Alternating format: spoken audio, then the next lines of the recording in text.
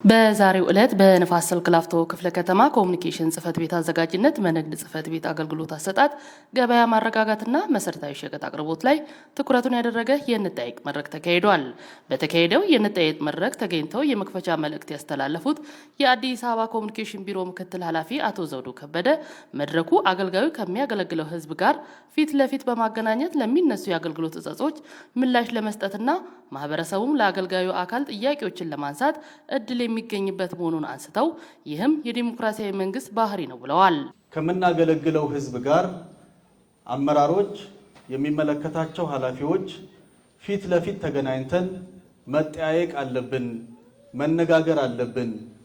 የከተማ አስተዳደሩ የሚሰራቸውን ስራ ህዝቡ ማወቅ አለበት። እኛ በስራ ውስጥ ሆነን በማወቅም ባለማወቅም የምንፈጽማቸው እጸጾችን ህዝቡ ወይም የምናገለግለው ማህበረሰብ ሊነግረን ሊጠቁመን ይገባል ብለን አስበናል። በዕለቱም መሰረታዊ ሸቀጦችን ቤት ለቤት የሚያሰራጨው ማኬባ ድርጅት ላይ ከመድረኩ ተሳታፊዎች ብዛት ያለው ጥያቄ የተነሳ ሲሆን በስፋት ከተነሱትም መካከል የማኬባ አገልግሎት አሰጣጥ የህብረተሰቡን ፍላጎትና ተጠቃሚነት ያላገናዘበና ከአገልግሎት ተደራሽነት ከጥራትና ከዋጋ አኳያ ጉድለት ያለበት መሆኑን ተናግረዋል። ማኬባን ምን አይል እናውቃለን? ማኬባ ምን አይል አገልግሎት ለኛ እየሰጠ ነው የሚለውን ነገር በደንብ ማየት አለብን። ሁሉንም እኔ እንደ ወረዳ ወክዬ ሲናገር እንዲሁም ደግሞ እንደ ክፍለ ከተማ እዚህ ነዋሪ ያለው ማኬባ ውስጥ ተመዝግቦ አባል ሆነዋል ወይ ያገኛል ወይ አባል ሆነስ በትክክል ያገኛል የሚለውን ጥያቄውን ለእናንተ ተዋል። በደንብ መታየት አለበት። በቤታችን የመጀመሪያ ዙር ደረሰን። ከዛ በኋላ ግን ከጨመራችሁ በኋላ ለጅቦቹ ባይደርስም እንኳን ለኛ አይደለም ለህዝብ አይደለም አይዳረስም፣ አላገኘንም። 3 ወር 3 ኪሎ ነው አሁን በ3 ወር ያም 3 ኪሎ የለም። አሁን ጅቦቹ በሷል። አበዛችሁት እናንተ።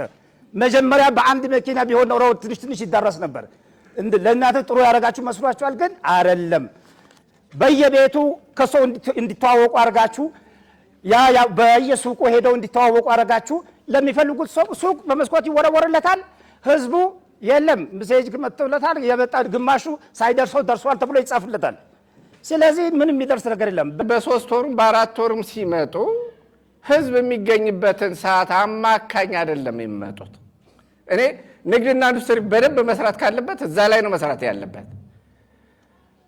አንደኛ ሰው ብር የሚያገኘው ወርን ጠብቆ ነው። እነሱ የሚመጡት ወር ወይ በሳምንት ወይ በሆነ በቃ አንድ ሳምንት 15 ቀን ሲቀረው ወሩ በ3 ቀንም ወይ በአራት ወርም ሲመጡ ማለት ነው። ስለዚህ እሱ ላይ በደንብ ትኩረት ቢደረግ ለማለት ፈልጌ ነው። ማኬባ አሁንም ማኬባ አላስፈላጊ ድርጅት ነው።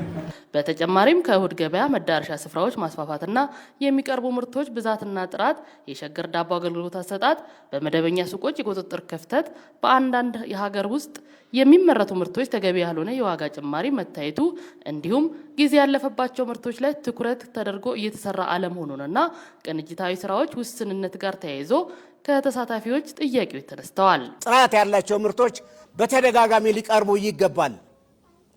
እንዴ እንቁላል እኔ ጊዮርጊስ አካባቢ በትንሽ ብር ሲሸጥ አይቻለሁ። እዚህ ግን የሚሸጡ እንቁላሎችና ምርቶች የሉም።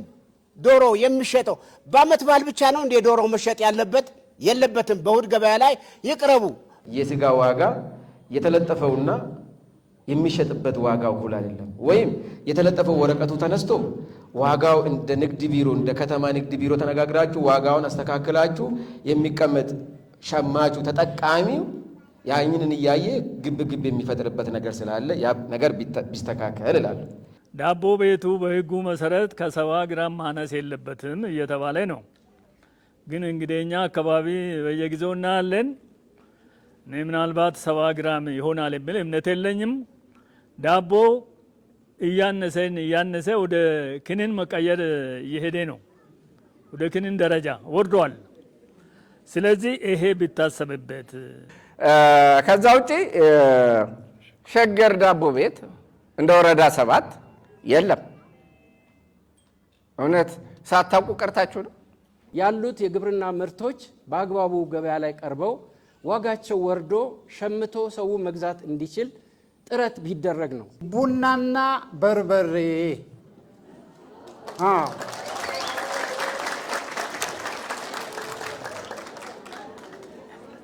ቡናና በርበሬ በዶላር ተቀርጦባቸው ነው የሀገር ቤት የሚገቡት ነው ጥያቄው።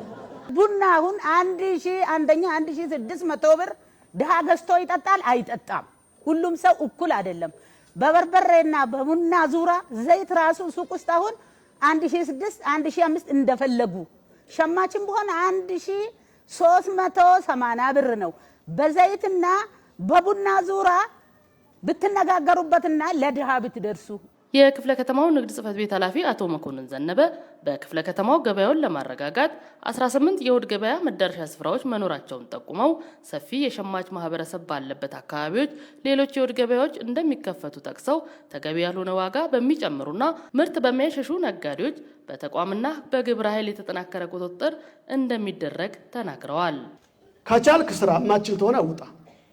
በቃ ህዝባችን ማማረር የለብንም አይደለም። ስለዚህ ያቅሙ ጋር ያለውን ያቅሙ ውስንነቱ የማስተራጨት ውስንነቱ ጋር ያለውን አብዛኛውን 50% አሁን ለማቃለል ለማስተካከል ሞክሯል። ጥሩ ነው። ሁለት ችግሮች ናቸው እያጋጠሙት። አንዱ የምርት እጥረት ነው። እሱ እንደተባለው የኮታ እጥረት አለ። አሁን 1500 ነው ያመጡት የመስከረም ወር፣ የጥቅምትን አላመጡም ገና። ስለዚህ የየወሩን ማምጣት ይኖርባቸዋል። በዛ መንገድ ለተመዘገበው ቢያንስ አድሬስ ማድረግ አለባቸው። አሁን ማኬባ ባለበት ቁመና ብዙ ማሻሻያ አለው፣ ግን በቂ አይደለም። አሁን በቃ እዚሁ ላይ ከዳቦ ቤቶች ጋር ያነሳችሁትም በጣም ትክክለኛ ነው። ግራማቸው ልክ ነው ወይ? ጥራት አለው ወይ?